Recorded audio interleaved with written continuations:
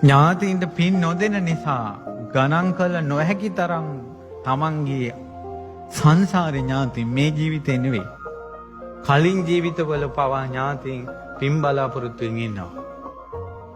ඒ අයට පින් නොදුන්න නිසා ඕන් තමන්ව අත්හරින්නේ නැහැ.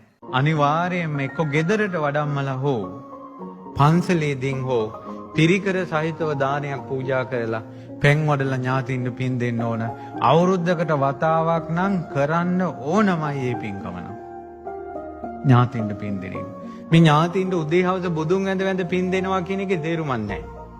බුද්ධ වන්දනාවේ පින ඥාතින්ට යන්නේ නැහැ. සෑ වන්දනාවේ පින ඥාතින්ට යන්නේ නැහැ. ඥාතින්ට දානයක්ම සංඝයාට දීලා පින් දෙන්න ඕන. අරක ඒක එයාලට ඒ පිනත් එක්ක සම්බන්ධතා නැහැ ගණ දෙනු. මියගේ ඥාතින් ඉන්නේ සාපිපාසාවෙන් ඉන්නේ. බුදුන් වැඳා කියලා එයාට සාපිසාව නැති වෙන්නේ නැහැ. එයාට කන්න දෙන්න ඕන, එයාට බොන්න දෙන්න ඕන, අදින්න දෙන්න ඕන.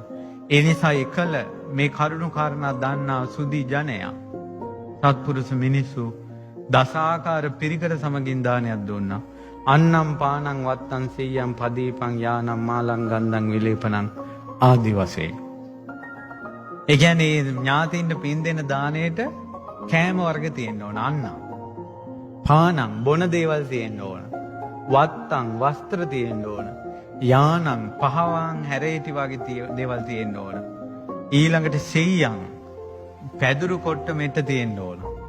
ඊට පස්සේ පදීපං ආලෝකය ඇති කෙන විදුලි බල්බ පහන් තිර තෙල් වර්ග තියෙන්න ඕන. තේලං බෙහෙත් තෙල් වර්ග තියෙන්න ඕන. ඖෂධ වර්ග තියෙන්න ඕන. පිරිසුදු කරන ද්‍රව්‍ය තියෙන්න ඕන. වටාපත් තියෙන්න ඕන. කුඩ තියෙන්න ඕන. ඔය වාගේ පිරිකර වර්ග 10ක් තියෙන්න ඕන. දස පිරිකර කියවම ඔයාලගේ පන්සල් හාමුදුරුවෝ දන්නවා.